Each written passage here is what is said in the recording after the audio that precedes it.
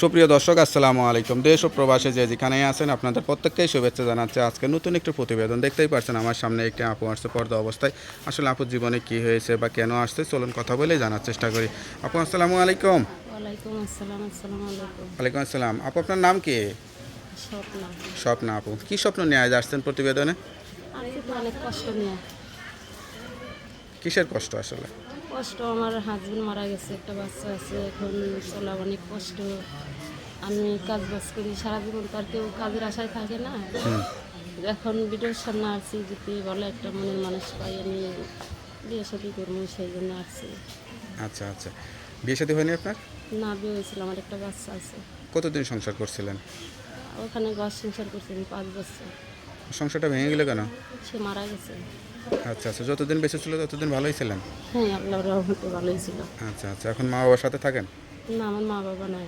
তাহলে কার সাথে থাকেন? আমি একাই থাকি। তা খরচ কেমনে কীভাবে চলে? নিজে পরিশ্রম করি। জায়গা জমি টমি আছে আপনাদের? না।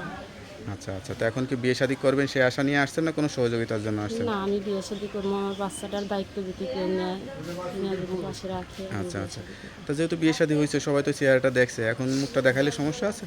না, কেন সমস্যা থাকবে? তা পর্দা অবস্থায় চলেন নাকি আজ ভিডিওতে আসছেন তাইতে?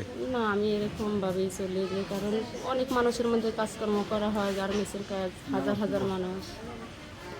আচ্ছা আচ্ছা, তো আপনার কথা যদি সত্যি হয় অনেকেই কিন্তু যোগাযোগ করবে, খোঁজ খবর নেবে, সঠিক তথ্য পাবে? আল্লাহ ভরসা, আমি তো আশা করি যে না, সত্যকারী। তো আপনার সঙ্গে কীভাবে যোগাযোগ করবে? ফোনের মাধ্যমে। নাম্বারটা মুখস্থ আছে? হ্যাঁ, নাম্বার মুখস্থ আছে, আপনি বলে দেন। তার নাম্বারটা আমার কাছে দেন, আমি বলে দিই। হ্যালো বিয়ার, শুনলেন এক অসহায় স্বামীহারা আপুর জীবন গল্প। সত্যিকার একটা সঙ্গী চাই, সব জেনে বুঝে কেউ যদি যোগাযোগ করতে চান এই নাম্বারে যোগাযোগ করবেন। আপুর নাম্বারটি হচ্ছে 0188904883 নাম্বারটা খোলা থাকে তো? হ্যাঁ, যাই হোক, নাম্বারটা খোলা রাখবেন। অবশ্যই 5 ওয়াক্ত নামাজ কালাম পড়ে আল্লাহর কাছে চাইবেন, আল্লাহ আপনার মনে আশাটা পূরণ করবে। তো ভালো থাকেন, দোয়া করি। আসসালামু আলাইকুম।